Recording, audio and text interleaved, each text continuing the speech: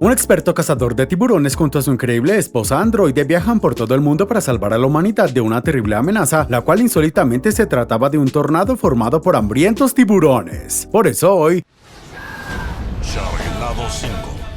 Recuerda que si te gustan los videos puedes apoyar dando me gusta, suscribiéndote y activando las notificaciones. No cuesta nada y realmente me ayuda a seguir creciendo. Ahora sí, comenzamos. La película empieza con una chica llamada Nova recreando escenas del Tomb Raider para encontrarse con el descubrimiento arqueológico del siglo, al mismo tiempo que nuestro héroe Finn Shepard se reúne con el primer ministro de Inglaterra para presentarles al miembro más pequeño de su familia. Y en eso Finn recibió un llamado urgente de una vieja conocida y por eso termina viajando hasta las ruinas de Stonehenge para realizar un arriesgado salto de fe para intentar verse genial sin mucho éxito, mientras la copia barata de Lara Croft aparece para burlarse de él por su falta de entrenamiento. Por otro lado, el primer ministro invita a Abril y a su hijo Gil a conocer las últimas novedades en armamentos antitiburones, ya que al parecer al gobierno de Inglaterra no le importaba malgastar todo el presupuesto de seguridad para enfrentar una amenaza tan ridícula. La cuestión es que Nova le explica a nuestro héroe que estaba buscando una reliquia de nuestros antepasados que lucharon contra los tiburones y entonces terminan entrando a una cueva después de superar un inofensivo obstáculo que parecía tomado de un infantil parque de atracciones. Pero antes de tomar la reliquia, Shepard le advierte a su amiga que tenga cuidado, así que después de robar el tesoro con una escena plagiada de Indiana Jones, nuestros héroes se apresuran a salir de la cueva antes de volverse el almuerzo de unos tiburones menos realistas que los gráficos de la PlayStation 1. Sin embargo, la imprudencia de nuestros héroes desata un tornado de tiburones que elimina a las amigas de Nova como si nada, y por eso Finn llama a su familia para prevenirles de la catástrofe que se desató por su culpa al mismo tiempo que las malas noticias se difundían por la televisión. Así que cuando el tornado de tiburones termina llegando a la ciudad de Londres desatando el pánico entre los civiles, en eso April termina actuando para salvarle el trasero a nuestro héroe y a Nova gracias a su increíble fuerza sobrehumana. Mientras tanto, el primer ministro toma su arma secreta para hacerse el rudo frente a los tiburones y por eso recibe una sangrienta lección por pasarse de listo, y en eso su asistenta tiene la inoportuna idea de iniciar una escena romántica que se termina interrumpiendo de una manera ridícula.